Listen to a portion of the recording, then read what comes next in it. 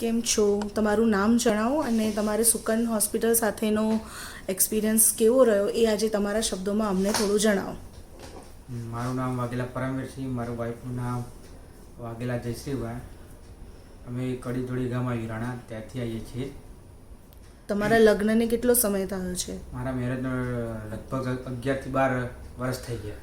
12 વર્ષ થયા છે. અને તમને તકલીફ શું હતી પરમવીરસિંહ? મારા વાઈફને પ્રેગ્નન્સી રહેતી પણ પહોંચતા નહોતા અમે. આવું અમારે 3 થી 4 વખત આવું બન્યું. અચ્છા, અને એનું કારણ શું હતું? મિસકેરેજ થઈ જતું હતું તમારે? એટલે આમાં મિસકેરેજ જ થતું હતું. એમને કોઈ તકલીફ હતી? હા, એમને એસએલઈની તકલીફ હતી, પાણી. અચ્છા. અમે સુકનમાં અમે કડીથી ડૉક્ટર સુધાબેને અમને મોકલ્યા કે અમદાવાદમાં સુકન હોસ્પિટલ ડૉક્ટર પ્રકાશ સિન્હા જઈને મળો તો તમારું સુધરી જશે એમ. ઓકે, તો તમારી અહીંયાની સફર કેટલા ટાઈમની, મતલબ આજે તમે કેટલો સમય થયો સુકન સાથે અને શું તકલીફ હતી ને કઈ રીતે તમને એનાથી બહાર આવ્યા, તો એના વિશે થોડું અમને જણાવો. ચોક્કસ. હું 2024માં લગભગ ચોથા મહિનામાં આવ્યો હતો અને સરના અમારી તકલીફની વાત કરી કે અમારે 3 થી 4 વખત આવું મિસકેરેજ બન્યું છે, મારી વાઈફને એસએલની તકલીફ છે. પછી સરે થોડા રિપોર્ટ કરાવીને એની ટ્રીટમેન્ટ ચાલુ કરી. એટલે એમણે કીધું કે તમારી વાઈફને કે ગર્ભાશયની થોડી તકલીફ છે તો એનું ઓપરેશન કરવું પડશે આપણે. એ ઓપરેશન પછી આપણે આગળ જોઈએ. પછી એમને ઓપરેશન કર્યા પછી 6 મહિના એની ટ્રીટમેન્ટ કરી અમે. અને પ્રકાશ સરે અમને ધોનીબેન જોડે ગર્ભાશય માટેની કસરત કરાવડાવી. ગર્ભાશય બહાર હતું? હા, ગર્ભાશય બહાર હતું, એના માટેની કસરત કરાવી અમને.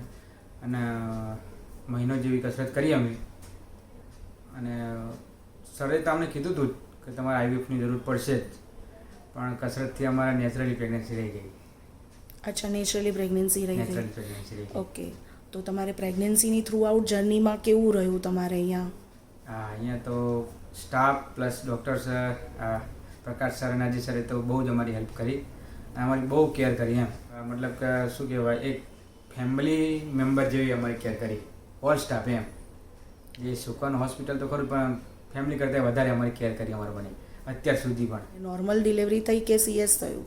હા, સીએસ કરવું પડ્યું કેમ કે થોડી હાઈ રિસ્ક પ્રેગ્નન્સી તો હતી જ. સરી વાત કરી હતી તમને. અચ્છા, કે બેનને હાઈ રિસ્ક પ્રેગ્નન્સી છે તો આપણે એ પ્રમાણે. તો એ હાઈ રિસ્ક પ્રેગ્નન્સીમાં તમને કઈ રીતનો સપોર્ટ અહીંયાથી મળ્યો? એટલે અમને સરે મહિને 10 દિવસે સોનોગ્રાફી કરવું, 10 દિવસે આવવું, એ રીતે અમને બોલાયા. એ રીતે આગળ વધ્યા અને 8મા મહિને મારા મતલબ સીઝર કરવું પડ્યું. ત્યારે 8મો મહિનો ચાલતો હતો ત્યારે રાત્રે 3 વાગે પાણીની પ્રોબ્લેમ થયો મારી વાઈફને. તો 3 વાગે સરને ફોન કર્યો તો હાર્દિક સરે અમને બોલાવી લીધા કડીથી કે તમે હોસ્પિટલ આવી જાઓ, આપણે જોઈ લઈએ. તો રાત્રે 3 વાગે આવીને અજય સરને બંને ભેગા થઈને કીધું કે આપણે સીઝર કરી લઈએ. તો કમ્પ્લીટલી એમને કેર કરી એમ.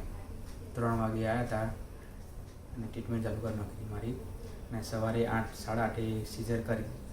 મારા અત્યારે બોય છે, બાબુ જ છે, 1 કિલોના 600 ગ્રામનો. એ બી હેલ્થી. વાઈફની બંનેની તબિયત એકદમ ઓકે છે. અને આવી કોઈ પ્રેગ્નન્સી બાબતે કોઈ પ્રોબ્લેમ હોય તો એકવાર ચોક્કસ સુકન હોસ્પિટલમાં પ્રકાશ સરની મુલાકાત લેવી. કેમ કે એમનો સ્ટાફ અને સર બહુ બેસ્ટ એમ, ફેમિલી મેમ્બર જેવા. એટલે બહુ સપોર્ટ કર્યો છે અને આજ અમે 1 વર્ષ થયું અમે હસતા હસતા વિદાય લઈએ છીએ.